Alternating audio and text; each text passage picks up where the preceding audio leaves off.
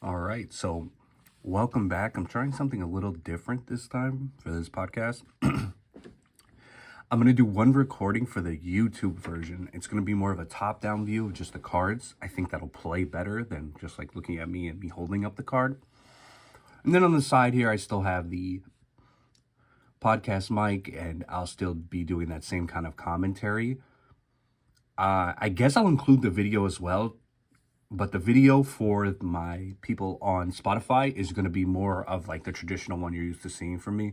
So like straight ahead, holding up the card kind of thing. Let me know what you think about that one. I'm hoping the difference will like play better, especially for YouTube versus Spotify. You know, it's different audiences, or we all go on there for different goals. I would say Spotify is more the long form one. So let's see what happens. Today, I am proud to say, let me get a little drum roll here, that I think I got my Liesa deck. Some of you know I put the videos on earlier about that and like just the dilemmas. Long story short, I always, since I was a kid, had this Angel deck, and I just got bored. I felt like I wasn't playing it right. Like I just had like beat down, 7 and 8s because it's Angel, and then like some mana ramp, and like that was the whole premise of the deck, which is fine if you like that, but it's not really my thing. So a friend of mine a couple years ago for Christmas made me a Life Drain deck. This is like kind of a thing we did. I made him a deck, he made me a deck, and I had so much fun. And like I'd never been a black player, and it was mono black. I loved it. It became my favorite color immediately, just because it could do, pretty much everything but like enchantments. Ooh, and some artifacts, I would say, some cards. So I kind of tried to combine these ideas for a while, and it was just like my deck was going, no surprise, in 2 different directions. So I would have these really low, 1, 2, maybe 3 mana cards. Opponent loses 1, you gain 1, stuff like that. Then on the back end, I had, all these 5, 6, 7, 8, like 1, 8 Avacyn Angel. And they just really didn't mesh together, especially because there are so many good cards now that drain your opponent's life and that fit the color profile, black and white. And they're like super cheap in terms of mana cost. Like an Exsanguinate can be, a lot or something, or Tormented Hellfire, anything with X in it, Dictative Erebos, like those kind of black staples for this type of deck cost a lot of mana, but they're like great 2 mana cards in here from all sorts of sets. So like you see here, I have the Suture Priest I got in, and then let me pull it up here. Creeping Bloodsucker, just another little one. 2 mana, 1, 2. At the beginning of your upkeep, Creeping Bloodsucker deals 1 damage to each opponent. You gain life equal to the damage dealt. And then for those of you listening and don't know who Suture Priest is, basically when another creature enters for me, I gain 1. When it enters for a player, they lose 1. So there's all these good little punishing cards in here that cost 2 mana. Then on the back end, I just had these angels. And besides Liesa, there's like no angels that synergize with a sort of life drain theme. Maybe some gain you life, sure. But as far as like you lose 1, I gain 1 or something, there's no angel but like Liesa. And she's a pseudo that she just happens to have lifelink, really. So I decided, all right, fuck it. I'm done. I'm just going to split them up. The deck's not working. It's too clunky. And another big thing, which I really didn't notice was like this type of deck kind of demands low to the ground stuff just because it's life and commander, especially if you're playing with multiple people. We could talk about up to 80 life you have to deal. That can be a lot, especially like my friends play blue. So there's a lot of slow ass turns here. And white, doesn't necessarily pop off the way blue does late. Or that blue's known for, maybe, I'll say that way. So I split them up. Probably in another episode, I'll go over the Angel deck and what I have so far working. I feel like I'll finish that deck in 2030. But here we go. I'm going to add these cards now to my deck. And I just thought I'd take you along with me, kind of go through it and explain anything I see. So first card I got on here is the Suture Priest. Obviously, we talked about that. This is like a really cool low to the ground one. I like these little low to the ground cards. It's very like in my nature to unfortunately lean a little heavy. So I always put like, I always have the mana in to back it. But a lot of my decks tend to, like, there's so many 3s, which is like a danger zone. Because 3 is kind of a lot, but then not at the same time. Yeah, I don't know. So I threw in the Suture Priest. I threw in the Creeping Blood. Now I'm going to Archangel of Ties. Ties? Tees? Tis? I don't know. This is a great card that's like a 3/5 flyer. It's not like it is a 3/5 flyer, but it has this sort of ghostly prison effect on it, I'd like to say, attached to the 3/5 flyer for 4 mana, which is pretty great because, I mean, that's a lot of vitality to stand up to blocking. It's flying, obviously it's an angel, and then it has, whenever it's untapped, you can't be attacked unless you pay 1, basically unless your opponent pays 1, and then when it's attacking, it can't be blocked unless you pay 1 per creature blocked. It says Planeswalkers in there too, but to be honest, me and my friends don't really play with Planeswalkers. It's like rare that a deck has one. I say that as I go to put a Planeswalker in my deck, mind you. I have Liana Dreadhorde General, 6 mana, 6 life. Whenever creature you control dies, draw a card. I mean, that's cool right there. +1, create a 2/2 black zombie token. -4, each player sacks 2 creatures. -9, each opponent chooses a permanent they control of each type and sacrifices the rest. This card is awesome. I was sleeping on it because I don't really like Planeswalkers, but then I was watching the Nitpicking Nerds, and they had their commentary on grading black staples. I forget if it was part 1 or 2, but it had this in here, and I never realized. I actually got this card before. I forgot where, though, but I got this decal. I remember this card vividly. And I don't know if is it a set thing or a list thing too, but I feel like I've had this card before at least. But honestly, even if you never do the ultimate, and even if you never do the -4, just getting to put bodies to block and getting to draw repeatable card draw is awesome. And she starts at 6 life. Like if this was 4, that's rough. That's a lot to come back from for +1. But to start at 6, like it's 4 turns till you have that. And look, even if this gets killed in the 3rd turn before you pop off or whatever, you still hopefully with this deck got to draw some cards.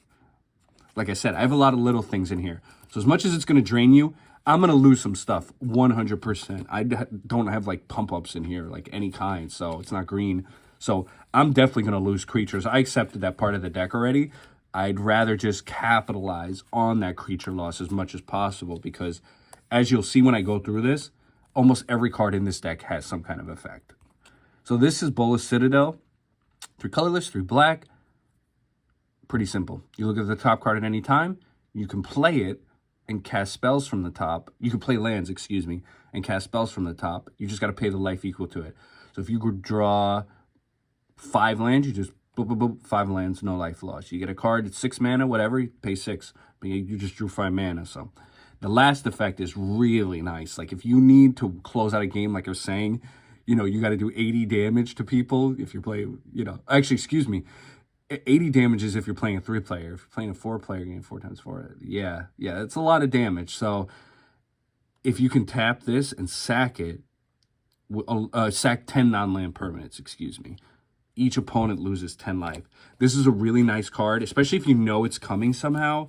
Either, you know, you got a scry, whatever effect. If you know it's coming, like, you can start dividing up your damage a lot better. Unless you're playing someone with, like, especially a white deck, you know, okay, they might have some tricks up their sleeves as far as gaining life, or blue, you know, you got to watch out for the counters, but it's pretty hard to, you can't really counter that because it's just a tap sack ability. And the people I play with don't really have like those, what is it, a cancel or like a void slime. Odds are low. Next card, Zulaport Cutthroat, 2 mana, 1 colorless, 1 black. 1/1, whenever this or another creature dies, each opponent loses 1, you gain 1. Really straightforward, again, another little weenie card, but I love that it includes itself in there, so you can instantly gain value from it, even if necessarily, you know, you don't want to lose him. You'll at least get 1 off that. Next card, which I don't know. I think this card is fake. I'm going to be honest. Assault Intercessor. 1 colorless, 1 white, 1 black. 3/2, first strike menace. Whenever creature an opponent controls dies, that player loses 2 life. So you don't gain any life here. But you do get a little beefier of a guy. So like I said, I have a lot of 1/2, 0/1, 1/1, you know, stuff in here. So this is nice because it has the 3 power and it has first strike.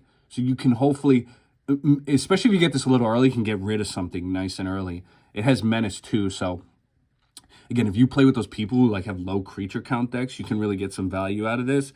And then, you know, hopefully that you'll get them to lose 2 life. Even 2 life in this deck, you know, it adds up over time, and there's ways to multiply it. But, oh yeah, the reason I think it's fake is just look at that. Like, the way the triangle is, it's like so off. I feel like it should be more centered, but I don't know. Because I was looking at like this card. You see, it's not touching the line, but it's definitely centered. But maybe I just got like one of those funny cards off the printer or something. You know, it's not like all of the Magic cards are home runs when they're first designed. You know, like, I mean, look how folded that Liana was. Next card, I needed some board wipe in here. As you'll see later, I only really have one other one, so I went with Toxic Deluge, just classic. 3 mana as an additional cost, pay life, but we're going to be gaining 2, so it's worth it. All creatures get -X till end of turn. It's just really straightforward, easy, gets rid of indestructible, things like that. I like the card a lot. It's very, very convenient, especially in this deck. It can suck sometimes, because if I don't gain the right life, you know, Lies is pinging me for all this stuff. So sometimes I've actually not been able to like do the damage I want, but 9 times out of 10 I can. Next card on the list, this is just a good slot filler. Soul's Attendant, 1/1. When another creature enters the battlefield, you may gain 1. It's basically just another way to have a copy of Soul Warden and Commander. So, Soul Warden, same effect, different name. Next card, Sensei's Divining Top. Divining. Tap 1 colorless, look at the top 3 cards, put them back in any order, so Scry on steroids. Draw a card, then put this back on top of its owner's library. This is just such an awesome card. The fact that it costs 1 mana and you can immediately draw a card is just... That effect alone makes this card worth it. Like, I cannot tell you how good seeing that card in your opening hand is, especially if, like, maybe you mulligan or you're getting to a card level you don't want to be at or something, like let's just say 5 cards, whatever. Like, you just play that and whew, you can really... It's rare that I mulligan a hand if I have that in it, because I just feel like I feel so powerful, especially if I know like they're playing a color with no real artifact enchantment removal. Like, I feel absolutely immune. It can backfire again, Lisa, because if you're playing it for one, drawing a card, and you have, let's say, multiple ways to draw a card like I do. You draw 2 cards or something. So then you play it again and you draw, like, that can quickly drain you down. But that's a very niche case. Next card, I think this needs no real explanation. Vampiric Tutor, 1 mana, pay 2 life, search for a card, put it on top at instant speed. I mean, it's just a fantastic card. Like, sure, I wish it could be in your hand, but it costs 1 mana and you can find anything you want. So, I think that card is just fantastic, especially if you have multiple ways to card draw. Even if it's not on your turn, like a non-Phyrexian Arena type thing, this is awesome. You know, you play that, put it on top, Night's Whisper. You could potentially do that all on somebody else's turn. And yeah, you lost 4, maybe 6 life if your commander's out, but what you gain, like, you should pick that top card you pick knowing you're going to play Night's Whisper to draw should have, like, set you up to prepare to mitigate, either to mitigate that through life gain or just like straight up win the game or remove a threat for that 6 damage. Next card, Necropotence. Again, this is a card I really didn't understand and like appreciate until watching that nitpicking nerds video. So it's 3 colorless, like Dark Prophecy. You skip your draw step. When you discard a card, you exile it from the graveyard. Pay 1, exile the top card face down, put it into your hand at the beginning of your next end step. So at the end of your turn, you can draw all those cards you want. Fantastic card draw. Whew. Like, yeah, that part sucks that you have to skip your draw phase, but the fact that you can pay life, again, if you get that card in your opening hand or something, or you draw it on like the 3rd turn, whatever, it's just like, you're so good. Unless you absolutely got the worst shuffle of your life, you're so good. I'm not saying you'll win the game for having that. Obviously, it can be removed and things, but you will at least be, you know, I would say like 5 turns ahead of the player. Like, realistically speaking. Unless this person just has a bunch of weenies out to start hitting you, you're going to get so much advantage of that. Next card, Teferi's Protection. 3 mana, instant. Until your next turn, your life total can change, and you have protection from everything. All permanents you control phase out. Basically, they don't exist. So, you have protection from everything. Your permanents are gone for a minute. They're coming back. Your life total can't change. You got to exile this, but that's fine. There's no recursion in here, so that effect is just bonkers. Imagine it at split second. Oh my god, that'd be like a $300 card, I think. All right, next one. I think I like the 2011 one a little more. I just don't like the sticker that much on the newer cards, but Sarah's Ascendant. It's a 1/1 life linker. As long as you have 30 or more life, it gets +5/+5 and has flying. All right. Coming towards the end here, I have Elishnorn, Grand Cenobite. It's a 4/7 Vigilance. Other creatures I control get +2/+2. Creatures my opponents control get -2/-2. I have this card in here for a couple of reasons. I have a lot of weenies, and like I said, I don't have pump up. Not even white, I'm not going to say that, but I don't have pump up. It's life gain.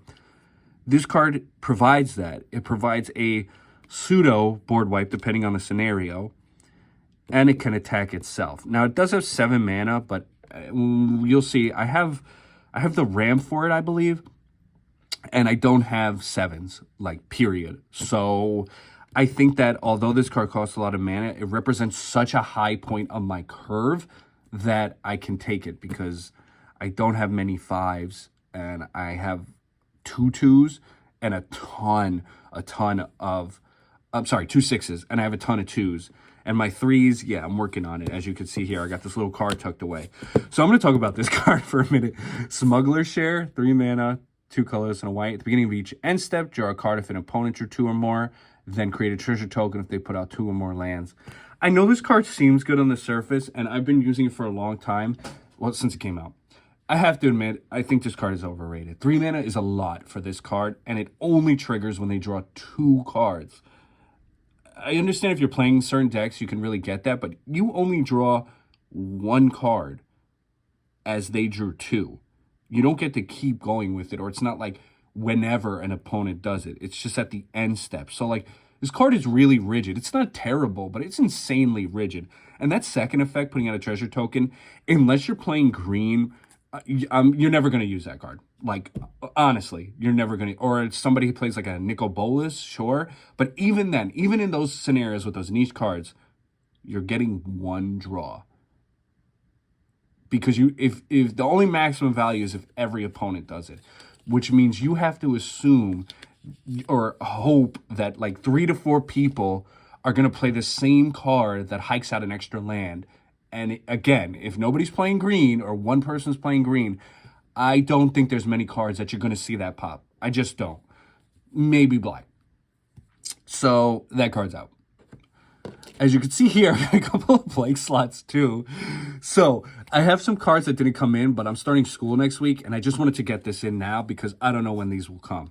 So here, I'm going to put in a Karlov of the Ghost Council. You can look that card up. That's really great for removal, life gain, very cheap, 2 mana. I also got a Dawn of Hope Comings, 2 mana to play, 2 colorless whenever I gain life, and I can draw a card. Now, see, this is opposite. This is what I was talking about with Smuggler's Share. It was only whenever they drew a card, then you could do it, right? But this one is whenever you gain life. So this can repeatedly pop off. Yeah, you need 2 mana, but during the early stages, maybe you'll draw 1. But the late stages, man, maybe you can draw 3 or 4 cards, and that's worth it to be repeatable for me. Next card on this list I have is Auriok Champion. So it's another kind of Soul Sister, Soul Warden, Soul Tender card. 2 white, though, instead of 1 white. It gives you same effect whenever you put a creature in game on life, but it has protection from black and red. And that is awesome because it's a little bit harder to remove now. First off, you only have to worry about 3 colors. And there's very few black and blue cards that have like straight removal like that. There's some, obviously, like your Pongifies and stuff, but it's not so many. So you're really worried about white. That's your big one. But it stops the cards like Assassin's Creed and stuff. So this is worth it. No, of course. I have 2 slots here. Don't know what I'm going to put in there. I'm debating. I got a Basilisk Collar that I think would be really good in this deck just because it had the Death Touch removal and the lifelink, which we want, and it's cheap. 1 to play, 1 to equip. So I'm leaning towards that, but I'm not 100%.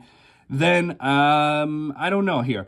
I feel like I should put something else in here as far as removal goes. I just like a nice, well-rounded bit. Especially my friends play a lot of enchantments that, like, fuck up your game or fuck up the board. So I kind of like that I have that to deal with. I'm going to take a quick coffee break, as you'll hear here. That's good coffee. We use an instant percolator. It cooks so fast. Me and my wife cooks so fast. It cooks. Makes the coffee so fast. You just throw some ice in there, you're golden. All right, next card. I'm going to go through this deck really, really fast because we're already at the 20-minute mark. You know what? Nah, we'll do it in one video. Why not? So this is Mistmeadow Skulk. I honestly just like this card. It's 2 mana, 1/1, lifelink protection for mana cost 3 or greater. This card is like 0.5 cents or something. It's not a fancy card in any way. I just really like Shadowmoor. I really like the art. I really like the Kithkin thing. And I love that it's just like this little annoying body that can block like, you know, a 20/20 beast or whatever and survive and gain you a life. I think that's fun. Next card, 3 mana, 3 black. Dark Prophecy enchantment. Whenever a creature you control dies, lose 1, draw a card. This is a nice repeatable one too. I know it's risky because it's 3 whole symbols there. But I have another card that's 4 symbols. I don't care. I like the card. I like that it's repeatable. And I like that it works immediately whenever you want. Works through board wipes. It still nets you something. It really... you know what I'm saying? I feel safe with Sensei's Divining Top because of what I can do. I feel safer with this card because if I lose something, I can at least draw a card. Next one, 2 black, Gifted Aetherborn, 2/3, Death Touch Lifelink. This is just a really good card. It has a lot of health to survive the early game. It has ways to make, like, you can bitch players out because it has Death Touch and they know you're going to gain 2 life. So it's kind of a super net loss for them, especially if something out that triggers off you gaining life or losing a creature. It's like, you're going to block, even if you kill it, let's just say with a 4/4, you lose that 4/4, I still gain 2 life, so I net positive, and then I have cards that either ping you for losing your life or reward me for losing a creature, or both. So it's really rare that you'll lose a trade. In fact, you get so much off this that I've had players straight up just say, I'll take who never blocked this card, ever, because they know how much they're losing off of it. This is my commander, Laisha Shroud of Dust, 5 mana. Rather than pay 2 every time it dies, the command tax, you can just pay 2 life. 5/5, Flying Lifelink. Whenever a player casts a spell, they lose 5 life. This is just a fantastic card. Like, a 5/5 lifelinker with flying alone is fantastic. The fact that I can pay 2 every time this dies is awesome. This is like a true card designed for commander. And then whenever a player casts a spell, they lose 2 life. Yeah, it sucks because it hurts me too. But if you don't have ways to life gain or like put life in stasis somehow, oh my god, this card builds up so quick. Especially with like a nice hand, like a Jeweled Lotus and, you know, another 0 mana card, whatever, Chrome Mox or something, let's say. Like, you can get this card out at lightning speed sometimes. And man, if this gets out early, if this gets out any way before turn 5, it is brutal. Like, so, like, it's an auto. Like, you're going to get rid of somebody's removal because nobody wants to deal with that so early, especially with a faster deck. 4 mana, that's 2 spells, that's 4 life off the rip. Ooh, rough. Got the little Japanese Strixhaven art. Village Rites, 1 black, instant, sack a creature, draw 2 cards. Pretty straightforward. Not the best card draw, but I really like this because I have a lot of friends who like target my shit, especially the commander. So I at least like to, you know, draw life or something to mitigate it. It can suck if you draw it and like all your creatures are gone. That's rough because it's basically a dead card. And I used to have that happen to me. Oh, hit my camera here. I used to have that happen to me, but the instances are few and far between, and it's rare, so I'd rather just deal with it. Deal with the potential for that. Next card, 2 mana, Blind Obedience. It has Extort, so whenever you play a spell, you pay black-white. Everybody lose 1. You gain life equal to that. So 3 players, 3 life you just gain. Artifacts and creatures your opponents control, enter, tap. This is just like a control-y card that also allows me to gain life later, especially when I have the free mana for it. It's really, really good in the early game because of that Extort comp too. I mean, if you have 1 player, losing 1 and gaining 1 for 1 mana is like not the best way to spend your mana, but taking 3 to gain 3 is definitely worth it. I got Polluted Bonds. It's 5 mana. Whenever land comes into a play under opponent's control, That player loses 2 and you gain 2. It sucks that it costs 5 mana, and I thought about taking it out, but I love Shadowmoor, love the art, and I really like that effect a lot. Especially when you play those people want the games to go long. It's like, okay, I'll just keep punishing you. Next card, Blood Chief Ascension, 1 mana enchantment. At the beginning of your end step, if an opponent lost just 2 or more life, you put a Ascension counter, No, quest counter on Ascension. Quest counter on Ascension, there we go. Whenever a card is put into the graveyard from anywhere, if this is 3 or more, player loses 2, you gain 2. Fantastic for 3. You definitely want this more in the early game because it takes 3 tokens. But if you do have, again, those 4 players, you can catch this all in one go around, potentially, depending on how your board looks. Exquisite Blood. Whenever an opponent loses life, you gain that much. Really straightforward. This card is absolutely phenomenal, and I don't think I need to explain it more than that. You can gain some wild amount of life, and even if somebody attacks somebody else, you're probably going to benefit.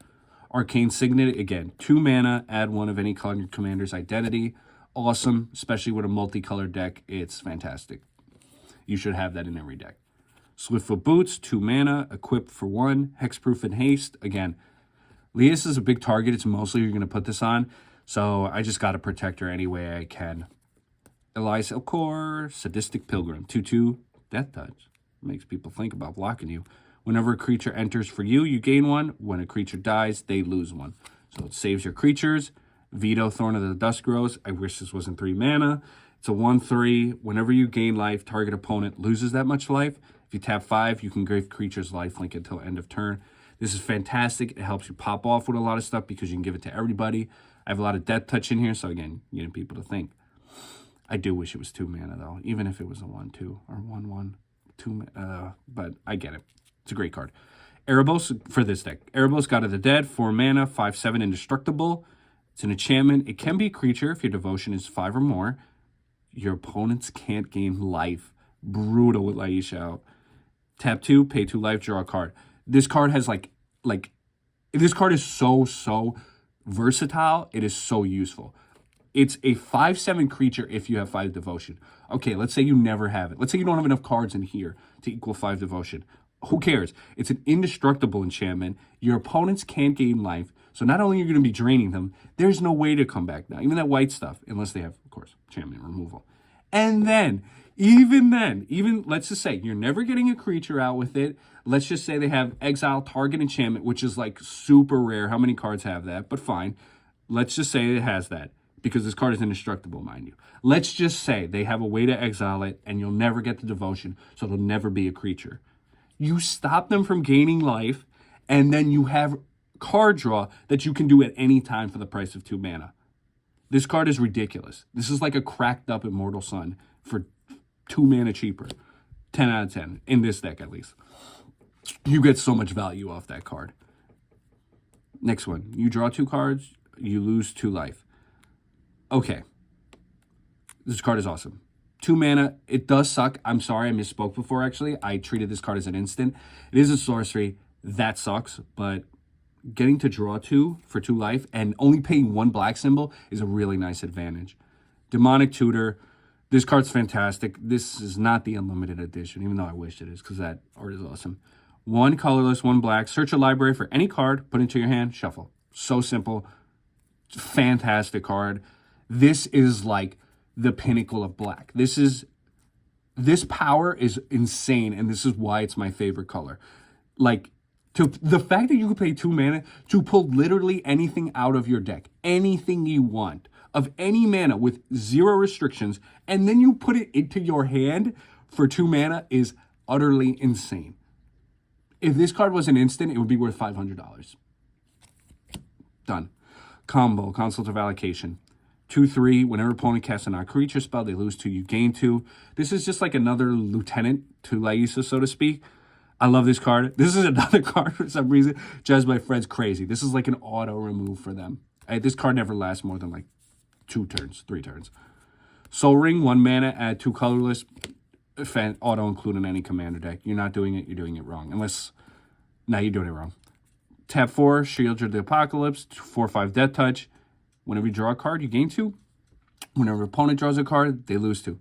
Straightforward, to the point, helps you, punishes your opponent, especially if they got ways to draw, And it has Death Touch for the removal to trigger some of those other cards, like Elias Core, not Suture Priest, excuse me, Zulaport Cutthroat. Awesome.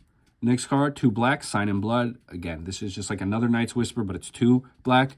Target player, so anybody, draws 2 cards, loses 2 life. This is nice too for the players low. If you get them with Laisha, like you can really add this for damage. Next card, one of my favorite equipments, one of my favorite sets. Lightning Greaves, 2 mana. Equip creatures, Haste and Shroud. 0 to equip. Fantastic. Throw a bunch of stuff on that. Boom. Put that on. You're safe. Next card. 1 white. Authority of the Consuls. Creatures opponents control enter tapped. Whenever a creature enters under opponent's control, you gain 1 life.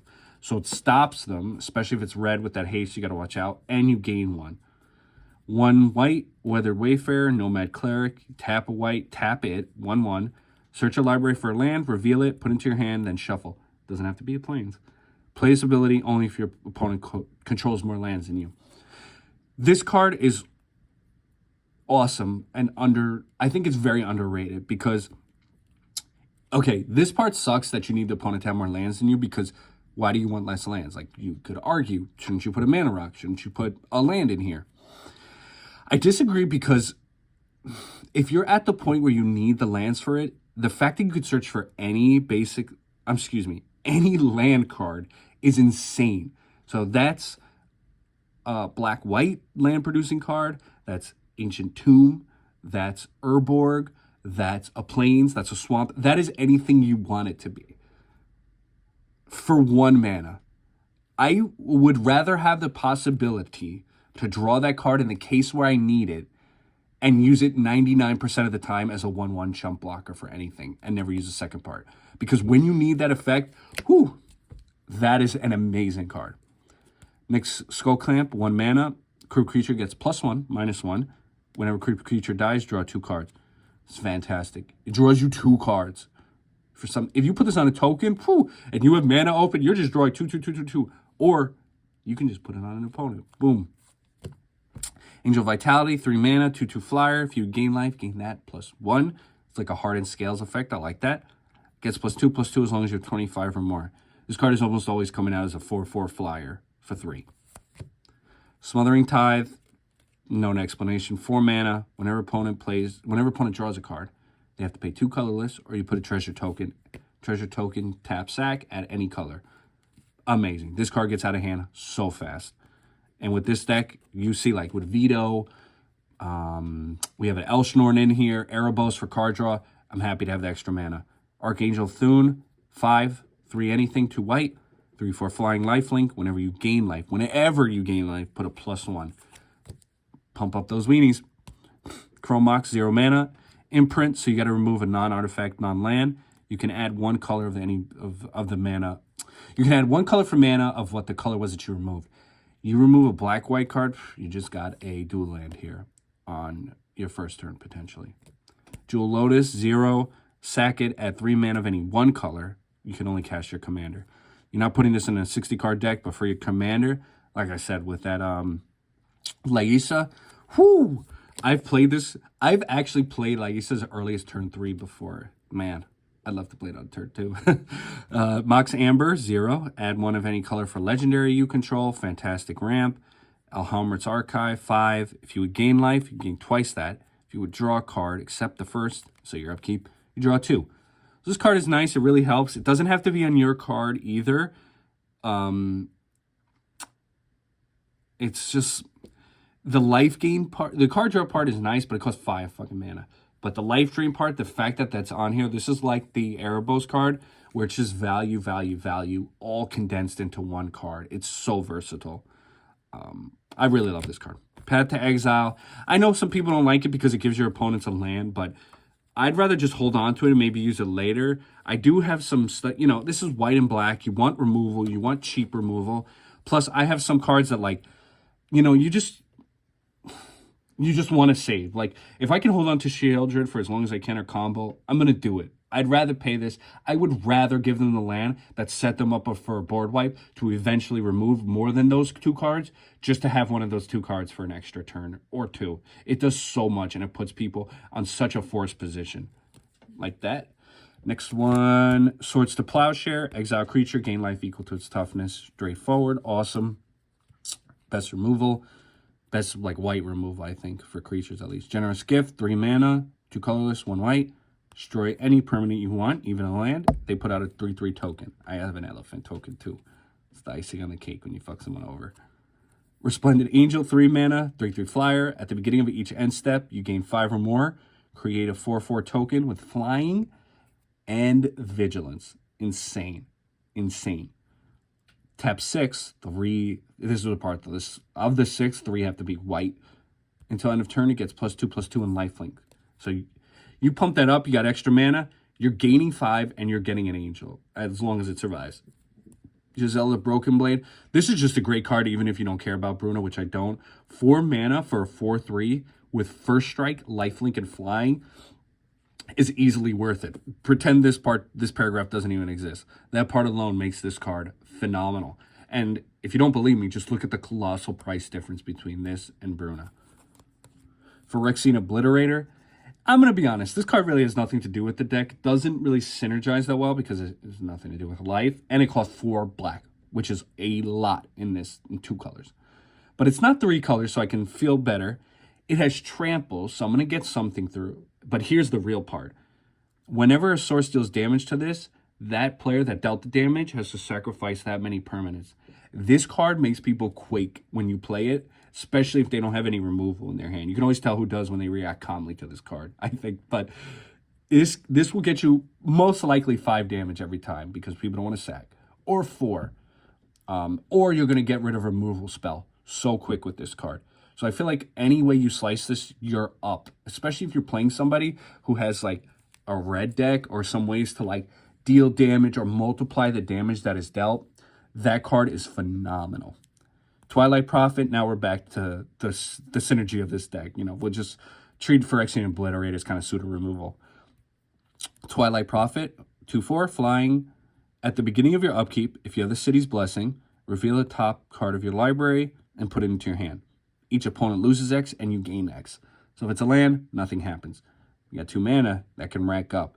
The City's Blessing is you need 10 or more permanents out on the field, then you ascend and have the City's Blessing. But once you have it for the rest of the game, which is fantastic because you can get this effect and then just hold on to it. I don't have any other cards in here with Ascend, but it's a fantastic card. Probably should have Vona's Hunger in here now that I think about it. Anguished Unmaking, 3 mana, colorless, white, black. Exile non-land permanent, you lose 3 life. This card is insanely good, especially if somebody plays something where they tend to pop off immediately on that turn. You can absolutely negate a game-winning strategy or just get rid of something. Only thing you can't get rid of is a land. Gary, 3 colorless, 1 black, is a new card. Zombie, for those listening. When it enters, each opponent loses X, and you gain X equal to your devotion to black. Fantastic. This card is a little like for 5 mana for a 2/4 that only has an ETB effect, and I have no flicker in here. This is a lot. It's a little boring of a card, but I really like this card. And when my friend made me the deck, this was like the win condition of this deck, and I have 4 copies in there. And so I just like remaining true to that spirit of that deck a little bit, even if it's not technically the quote-unquote most optimal build. Fracture, 1 white, 1 black, destroy target artifact, enchantment, or planeswalker. It's an instant. I know this isn't the best card, the best removal, but I really like the flexibility. And I could see somebody says I should take it out. I'm not going to fight you on it, but I like it. It's quick, easy, to the point. Next card, Damn. Sorry, couldn't resist. 2 black, destroy target creature, can't be regenerated, or you can overload, which is pretty much what you're always going to do. And you basically have a Wrath of God for Wrath of God mana. I like this card again because it suits 2 purposes. You know, if you need a game-winning thing or you need to save yourself, boom, 1 card, and you don't want your stuff to die, you get rid of 1 card. Or you tap forward and you got a board wipe. I like that versatility. I always love cards that give you more than 1 effect. Deadly Rollick, 4 mana. You're almost always playing this for 0, I hope. Exile Creature. First off, that's rare for black. Exile Creature for 4. If you control your commander, it's free. It's free. You're playing it for free. Blood Artist, 2 mana. Whenever this or another creature dies, player loses when I gain 1. Yeah, it's an 0/1 that sucks, but having the ability to do that with anybody is awesome. Thank you guys for listening. We're at 40 minutes on this video. I do have the lands here. There you go. I'll show you one. Ancient Tomb. I got the usual suspects, and I mentioned some before. Thank you guys. Have a great day. Let me know what you think in the comments. Please check out the YouTube and Spotify. Bye.